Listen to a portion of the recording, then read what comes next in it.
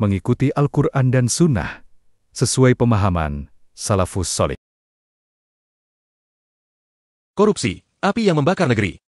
Pegawai Pertamina sudah kaya raya, tapi masih korupsi juga? Menyoal korupsi minyak Pertamina, negara rugi 193,7 triliun rupiah. 193,7 triliun rupiah hilang. Bayangkan, itu cukup buat beli bahan bakar untuk seluruh Indonesia selama bertahun-tahun. Tapi ini lenyap karena skandal korupsi di Pertamina. Pertamina, perusahaan minyak milik negara kita, terseret skandal besar. Kasus ini bukan cuma soal duit, tapi juga ekonomi dan kepercayaan rakyat Indonesia. Korupsi ini soal pengelolaan minyak mentah dan produk kilang dari 2018 sampai 2023. Negara rugi besar, harga BBM jadi kacau, dan publik mulai ragu, apa yang sebenarnya terjadi di Pertamina. 7 tersangka, termasuk bos Pertamina Patra Niaga, diduga oplos Pertalite jadi Pertamax, ekspor minyak murah, lalu impor dengan harga mahal. Skema licik ini bikin negara kehilangan triliunan. Puncaknya, Kejagung tangkap para petinggi ini pada 24 Februari 2025. Terungkap, kerugian 193,7 triliun rupiah bisa bikin ekonomi kita goyah. Skandal ini buktikan korupsi bikin rakyat sengsara. Saatnya tuntut pertanggungjawaban. Apa pendapatmu soal ini? Tulis di kolom komentar dan cek video lainku tentang korupsi di Indonesia. Berdasarkan hasil sementara penyidik, bahwa dugaan korupsinya terjadi pada sektor hulu. Dalam modus korupsi, hanya ada 4 cara, yaitu 1. Markup, 2. Duplikasi, 3. Fiktif, 4. Manipulasi. Dan sudah mafhum dalam BUMN, bila ada kasus 2 seperti ini, aliran dana tidak mungkin hanya beredar pada para pelaku, karena BUMN adalah ATM-nya negara dan juga pejabatnya. Gimana rasanya beli Pertamax dengan niat tidak mau pakai subsidi karena bukan hak kita, ternyata itu untuk memperkaya orang lain? Yang lebih berbahaya daripada pengoplos bensin, adalah pengoplos syariat alias ahli bid'ah. Jika pengoplos bensin hanya merugikan negara dan masyarakat di dunia, maka pengoplos syariat bisa merugikan umat manusia di akhirat. Fakta kerugian korupsi Pertamina dari 2018, tak hanya 193,7 triliun rupiah, Kejagung perkirakan tembus 968,5 triliun rupiah. Dari sini kita tahu, bahwa berpendidikan tinggi, hebat dan ahli, tidak menjamin negara akan maju dan sejahtera. Tapi yang menjamin negara itu sejahtera, adalah ketakwaan kepada Allah. Allah berfirman, sekiranya penduduk negeri-negeri ini, yang kami mengutus rasul-rasul kami kepada mereka percaya pada ajaran yang dibawa oleh para rasul itu, dan takut kepada Rabb mereka dengan meninggalkan kekafiran dan kemaksiatan serta menjalankan perintah-perintahnya, niscaya kami akan membukakan untuk mereka pintu-pintu kebaikan dari segala penjuru. Tetapi mereka tidak percaya dan tidak takut kepada Allah. Bahkan mendustakan ajaran yang dibawa oleh rasul-rasul mereka. Maka kami hukum mereka dengan azab yang datang secara tiba-tiba akibat dosa-dosa yang telah mereka perbuat. Surat Al-Araf ayat 96. Maka dari itu kurikulum pendidikan mesti mengacu untuk mendidik manusia YG beriman dan bertakwa. Ustadz Ali Musri Semjan Putra.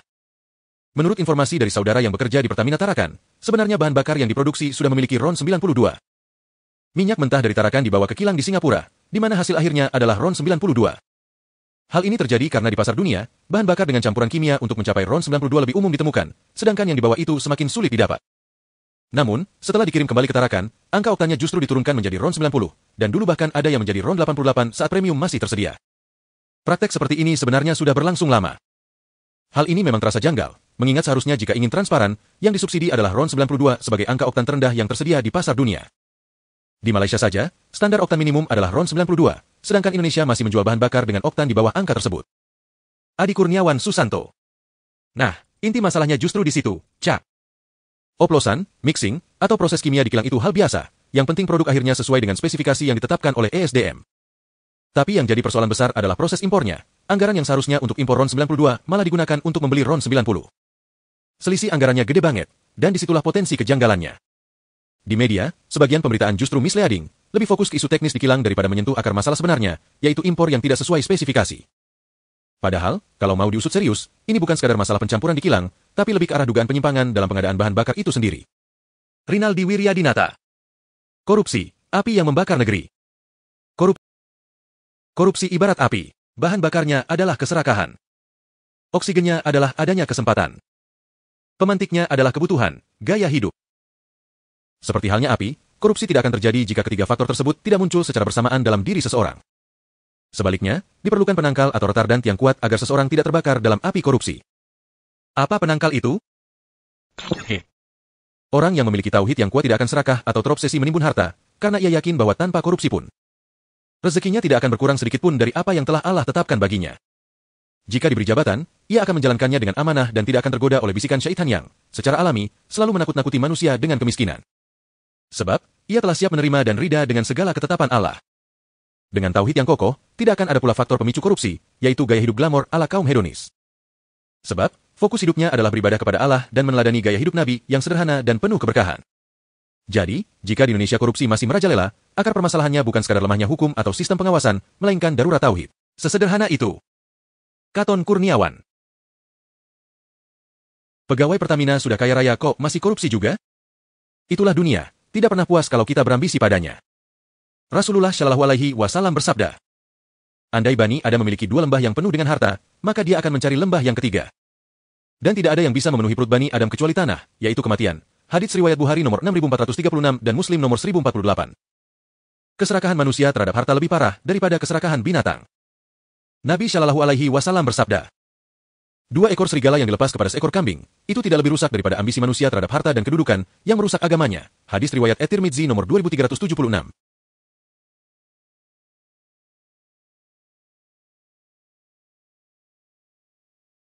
Ia berkata, Hasan Syahih.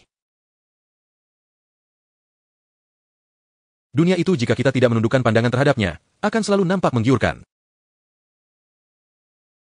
Rasulullah Shallallahu Alaihi Wasallam bersabda, sesungguhnya dunia itu manis dan hijau. Dan Allah telah mempercayakan kalian untuk mengurusinya, sehingga Allah melihat apa yang kalian perbuatan di sana. Maka berhati-hatilah kalian dari fitnah, cobaan, dunia dan takutlah kalian terhadap fitnah, cobaan, wanita. Karena sesungguhnya fitnah, cobaan, pertama pada Bani Israel adalah cobaan wanita. Hadits riwayat Muslim 2742. Oleh karena itu, waspadalah terhadap fitnah harta. Jadikan akhirat sebagai tujuan. Semoga Allah memberi taufik. Ustadz Julian Purnama. Korupsi dalam pandangan Islam adalah bentuk kerusakan yang sangat dilarang. Al-Quran menyebutkan tentang orang-orang yang menyebarkan kerusakan di bumi dan Allah tidak menyukai perbuatan tersebut.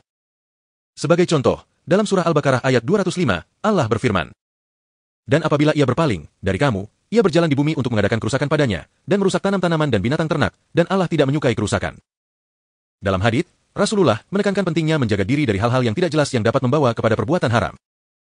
Hadits dari Sahih Muslim menyatakan, yang halal itu jelas dan yang haram itu jelas, dan di antara keduanya ada perkara-perkara yang syubhat, tidak jelas, yang kebanyakan manusia tidak mengetahuinya. Maka barang siapa yang menjaga diri dari perkara syubhat, ia telah membersihkan agama dan kehormatannya. Dan barang siapa yang terjerumus dalam perkara syubhat, ia terjerumus dalam perkara haram. Solusi untuk mengatasi korupsi dalam Islam melibatkan beberapa langkah penting. 1. Pendidikan dan kesadaran. Meningkatkan kesadaran tentang bahaya dan dosa korupsi melalui pendidikan agama yang kuat. 2. Penegakan hukum. Menerapkan hukum yang tegas terhadap pelaku korupsi sesuai dengan prinsip-prinsip syariah. 3. Integritas dan akuntabilitas. Mendorong nilai-nilai integritas dan akuntabilitas di kalangan individu dan institusi.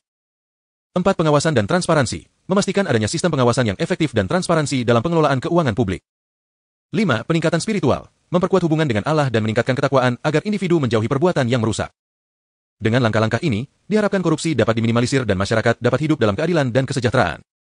Beli mainan untuk anak. Suatu hari, istri bertanya, kenapa rajin banget membelikan mainan untuk anak? Saya jawab saja, kan dia dapat subsidi dari pemerintah, sekitar 1 juta per anak. Biaya untuk dia nggak banyak, popok sudah nggak pakai, susu formula juga nggak, duit penitipan juga paling 300 ribuan, terus duitnya buat apa lagi? Toh, budget bulanan masih cukup. Akhirnya, mainan anak pun menggunung. Terakhir pada saat pulang Indonesia, ada 1 slot koper khusus untuk mainan dia doang. Itu pun baru 1/4 atau bahkan 1/5 dari mainan dia keseluruhan. Jadi saya memutuskan untuk membeli mainan yang lebih kecil atau makanan khusus untuk dia dalam menggunakan budget bulanan dia. Saya belajar, dengan duit beasiswa saya yang pas-pasan banget untuk hidup, saya tetap berusaha untuk tidak menggunakan jatah yang memang diperuntukkan untuk anak. Karena bagaimanapun juga ya amanahnya memang seperti itu. Bukan mau sok-sokan atau bagaimana, tapi ya karena memang kita itu harus melatih diri untuk amanah mulai dari duit sedikit. Karena saya tidak pernah tahu, kedepannya akan berapa banyak duit yang harus saya kelola, duit siapa saja yang harus saya kelola. Karena bibit-bibit korupsi dan penyelewengan dana, biasanya mulai dari kebiasaan-kebiasaan penyelewengan kecil ketika duit masih sedikit. Dulu, saya yang lugu ini berpikir yang cocok jadi pejabat itu adalah orang kaya. Toh, mereka sudah kaya, ngapain korupsi lagi? Ternyata kenyataannya, mereka yang guru besar dengan pemasukan minimal belasan juta per bulan masih ada yang cetak-cetak uang. Petinggi BUMN yang gaji miliaran pun juga tidak menghalangi seseorang dari korupsi. Ternyata, bukan soal seberapa banyak uang yang dimiliki, tapi seberapa kuat integritas seseorang dalam mengelola amanah.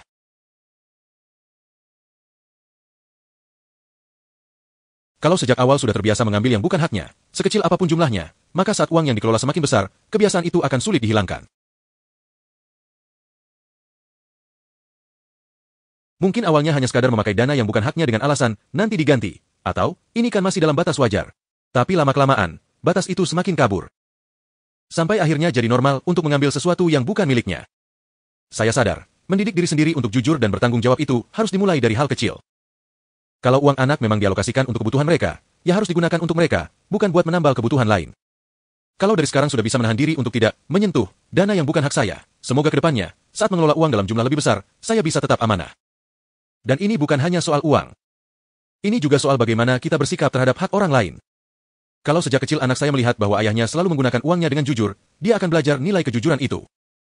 Karena anak-anak itu meniru, bukan hanya mendengar nasihat.